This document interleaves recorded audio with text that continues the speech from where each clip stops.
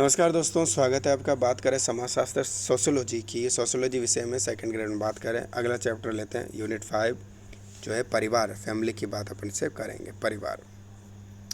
परिवार की बात करते हैं। परिवार शब्द लैटिन भाषा के फैमुलस शब्द से आया है, जिसका अर्थ है पति पत्नी, माता पिता, उनके संतान, नौकर व दास से मिलकर बने समूह से है। परिवार एक ऐसा समूह है जिसमें विवाह संबंधी एवं रक्त संबंधी साथ साथ रहते हैं। एक तो विवाह संबंधी और एक रक्त संबंधी साथ साथ रहते हैं। मैकाइवरन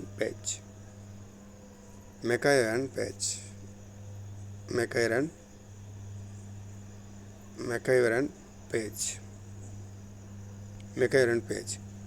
परिवार स्त्री व पुरुष के मध्य पर्याप्त निश्चित यौन संबंधों से परिभाषित समूह है जिसमें बच्चों का प्रजनन एवं पालन पोषण किया जाता है।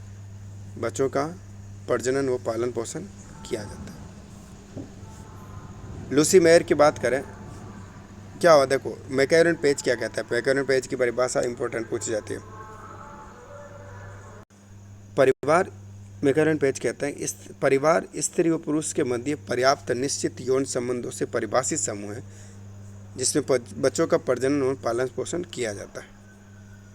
लूसी मेयर की बात करें। लूसी मेयर, परिवार एक ग्रस्त समूह है जिसमें माता पिता व उनकी संतान साथ साथ रहते हैं। लूसी मेयर क्या कहते हैं कि परिवार एक ग्रस्त समूह है जिसमें माता पिता व उनकी संतान साथ साथ रहते हैं। परिवार की विशेषताओं की बात कर लें। दो विपरीत लिंग के व्यक्ति होंगे, स्थायी यौन संबंध इसमें होगा। सीमित आकार हो सकता है, छोटा लघु परिवार होता है, और सामान्य निवास, आर्थिक सहयोग, अनौपचारिक भावनात्मक संबंध होते हैं, अनौपचारिक ही होंगे, और वे व्यक्तिगत संबंध इसमें होते हैं। एक होता है हाउस होल्ड की बात करें, एक व्यक्ति से भी निर्मित हो सकता है। परिवार जो है एक व्यक्ति से भी क्या हो सकता है, निर्मित हो सकता है। एक व्यक्ति से भी निर्मित हो सकता है। इसमें विवाह संबंधी एवं रक्त संबंधी सदस्य हो सकते हैं। एक तो विवाह संबंधी, ठीक है, एक रक्त संबंधी, ठीक है, हो सकते हैं। इसमें घरेलू क्रियाकलाप का ज्ञान होता है। परिवार का वर्गीकरण देख लेते हैं हम। परिवार का वर्गीकरण, सत्ता व नियंत्रण के आधार पर पितृसत्तात्मक परिवार, वे परिवार जिनमें सत्ता या नियंत्रण वरिष्ठ पुरुष के हाथों में होता है, पितृसत्तात्मक। मातृसत्तात्मक की बात करें, मातृसत्तात्मक, वे परिवार जिनमें सत्ता का नियंत्रण वरिष्ठ महिला के हाथ में होता है, घर के जो परिवार वश में। वंश के आधार पर बात करें, वंश के आधार पर पितृवंशीय, कौन सा वंशीय, पितृवंशीय, वे परिवार जिनकी उत्पत्ति पूर्वज से हुई है तथा वंश का नाम पिता से पुत्र को हस्तांतरित होता है। पिता से पुत्र को जो नाम हस्तांतरित होता है वंश का, उसे पितृवंशीय परिवार कहते हैं। मातृवंशीय की बात कर लें। मातृवंशीय, वे परिवार जिनकी उत्पत्ति स्त्री पुरुष से हुई है और जहाँ वंश का नाम माँ से पुत्री को हस्तांतरित होता है, माँ से पुत्री को हस्तांतरित होता है, मातृवंशीय परिवार कहलाते हैं। निवास या स्थान के आधार पर पितृस्थानीय, अब जो निवास स्थान के आधार पर जो परिवार होते हैं पितृस्थानीय कौन से होंगे, विवाह के पश्चात वर व वधु पति के घर रहती है, यानी कि वधु जो है वर के घर यानी पति के घर रहती है। मातृस्थानीय की बात करें, मातृस्थानीय, विवाह के पश्चात नव दंपति जो होगा वो पत्नी के घर निवास करे तो वो क्या होगा, मातृ स्थानीय होगा। नव स्थानीय की बात करें, नव स्थानीय, विवाह के पश्चात नए स्थान पर निवास करें, नव स्थानीय यानी किसी नए स्थान पर जाएं।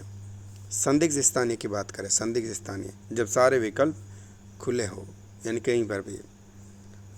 मातुल स्थानीय की बात करें, मातुल स्थानीय, विवाह के पश्चात पति पत्नी पति के मामा के घर रहते हैं, पति के मामा के घर निवास करते हैं। मातृ पितृ वंश स्थानीय की बात करें, विवाह के बाद लड़का व लड़की अपने परिवार में रहते हैं तथा संतान उत्पन्न के पश्चात पति के घर निवास करें, ऐसे रहते हैं, लेकिन संतान के बाद पति के घर। गारो व खासी कहाँ पाई जाती है, मेघालय में। नायर जातियाँ कहाँ पाई जाती है, केरल में। ये जनजातियाँ मातृसत्तात्मक, मातृवंशीय और मातृस्थानीय जनजाति हैं। गारो जनजाति में छोटी पुत्री को उत्तराधिकारी बनाते हैं, छोटी पुत्री को। खासी व नायर जनजाति में बड़ी पुत्री को उत्तराधिकारी बनाते हैं, बड़ी पुत्री को खासी नायर में। विवाह के आधार पर बात करें, विवाह के आधार पर एक विवाह और बहुविवाह होता है, प्रकार है ये। बहुविवाह में बहुपति भी हो सकता है, बहुपत्नी भी हो सकती है। संख्या व आकार के आधार पर देखें, एकाकी विवाह और संख्या आकार के आधार पर एकाकी परिवार और विस्तृत परिवार। अब एकाकी परिवार की हम बात कर लेते हैं यहाँ से। एकाकी परिवार पति पत्नी माता पिता तथा उनकी अविवाहित संतान से मिलकर जो परिवार बनता है उसे हम क्या कहते हैं? एकाकी परिवार कहते हैं। दूसरे शब्दों में बात करें, केवल एक ही वैवाहिक जोड़ा होता है, एक ही वैवाहिक जोड़ा होगा, वो होगा एकाकी परिवार। दूसरा देखते हैं, विस्तृत परिवार।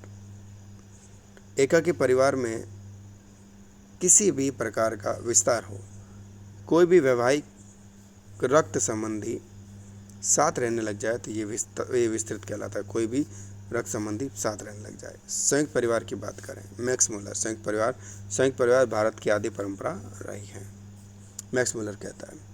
संयुक्त परिवार की कुछ विशेषताओं की बात कर लें। बड़ा या विस्तृत आकार, वरिष्ठ पुरुष परिवार की मुख्य होता है, सामान्य निवास, संयुक्त रसोई, संयुक्त संपत्ति, धार्मिक और सामाजिक कार्यों में सभी की भागीदारी, परंपरा द्वारा निर्देशित 2 या 2 से अधिक पीढ़ियों के सदस्य, आई भी देसाई। अब संयुक्त परिवार के प्रकारों की बात कर लेते हैं, तो तारवाड़ और धारवाड़ की देखें। तारवाड़ नायर जनजाति का मात्र सत्तात्मक संयुक्त परिवार धारवाड़ कहलाता है। धारवाड़ है ना, नायर जनजाति का मात्र सत्तात्मक परिवार धारवाड़ कहलाता है। इसे परिवार का अपवाद माना जाता है। एक धारवाड़ में एक स्त्री, उसके संतान, उसके पुत्री के संतान आदि सम्मिलित रहते हैं। धारवाड़ की सबसे छोटी इकाई जो एक स्त्री वो उसकी संतान से मिलकर बनी होती तवाजी कहलाती। क्या कहलाती है? तवाजी कहलाती। क्या कहलाती? तवाजी कहलाती। धारवाड़ के भरण पोषण की जिम्मेदारी जिस पुरुष पर होती है उसे कर्णवान कहते हैं। कर्णवान, जिस पर जिम्मेदारी होती है वो क्या होता है? कर्णवान। कौन सा वान? कर्णवान। धारवाड़ में परिवार की निम्न विशेषताएं अनुपस्थित होती हैं: स्थायी यौन संबंध, सामान्य निवास, आर्थिक सहयोग आदि। स्थायी यौन संबंध, सामान्य निवास, आर्थिक सहयोग आदि। इलम की बात कर लेते हैं। इलम नंबूदरी ब्राह्मणों के पितृ सत्तात्मक संयुक्त परिवार को इलम कहा जाता है। ओका कर्नाटक में कुर्ग समुदाय के पितृ सत्तात्मक संयुक्त परिवार को ओका कहा जाता है। पितृ सत्तात्मक संयुक्त परिवार को ओका कहा जाता है। मचोंग की बात करें, मचोंग गारो जनजाति में मात्र सत्तात्मक संयुक्त परिवार को मचोंग कहा जाता है। इसमें छोटी पुत्री को उत्तराधिकारी बनाया जाता है, जिसे नोकेक कहा जाता है। क्या कहा जाता है? नोकेक कहा जाता है। इसका पति नोक्रम कहलाता है। मचोंग हमने देखा, गारो जनजाति में मात्र सत्तात्मक संयुक्त परिवार जो होता है उसको मचोंग कहा जाता है। इनमें छोटी पुत्री को उत्तराधिकारी बनाया जाता है, जिसे नोकेक कहा जाता है, तथा इसका पति क्या कहलाता है? नोक्रम कहलाता है। नौकरी होगा बेचारा। किबुत्स की बात करें, किबुत्स इजराइल में कृषक परिवारों के समूह को किबुत्स कहा जाता है। इसे भी परिवार का अपवाद माना जाता है, क्योंकि सामान्य निवास व आर्थिक सहयोग जैसी विशेषताएं अनुपस्थित रहती है। वार्नर का वर्गीकरण हम देख लेते हैं। वार्नर ने 2 प्रकार के परिवार बताए। कितने प्रकार के? 2 प्रकार के। जन्ममूलक प्रभु उन्मुक्ता का प्रभाव। वो परिवार जिसमें व्यक्ति जन्म लेता है और उसमें माता पिता व भाई बहन सम्मिलित होते हैं। प्रजनन परिवार की बात करें, व्यक्ति विवाह के पश्चात जिस परिवार को उत्पन्न करता है प्रजनन परिवार कहलाता है। इसमें पति पत्नी उनकी संतान सम्मिलित होती है। जिमरमैन का वर्गीकरण की बात करें, जिमरमैन ने वर्गीकरण किया ट्रस्टीशिप, घरेलू, आणविक, 3 में। तो ट्रस्टीशिप की बात करें, ट्रस्टीशिप परिवार कौन सा होता है? वे परिवार जिनमें व्यक्तिगत स्वार्थ के स्थान पर पारिवारिक हितों को महत्व दिया जाता है, ट्रस्टीशिप परिवार कहलाता है। इसमें संयुक्त परिवार है। आणविक परिवार की हम बात करते हैं, हितों के स्थान पर व्यक्तिगत स्वार्थ को महत्व दिया जाता है, एकाकी परिवार। आणविक, एकाकी, ट्रस्टीशिप एक दूसरे का सहयोग हो जाएगा, संयुक्त परिवार। डोमेस्टिक फैमिली की बात करें तो ऐसा परिवार जिसमें ट्रस्टीशिप व आणविक दोनों की विशेषताएं पाई जाती हैं। घरेलू छोटे परिवार, घरेलू परिवार। वर्गेश एवं लोक का वर्गीकरण की बात करें, वर्गेश एवं लोक का वर्गीकरण। संस्थागत परिवार, परिवार का वो स्वरूप जिसमें प्रथा व परंपरा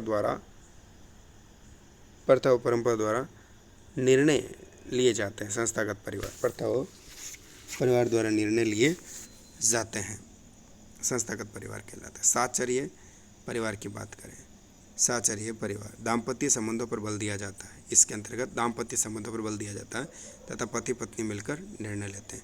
परिवार की उत्पत्ति के सिद्धांत अगले वीडियो में।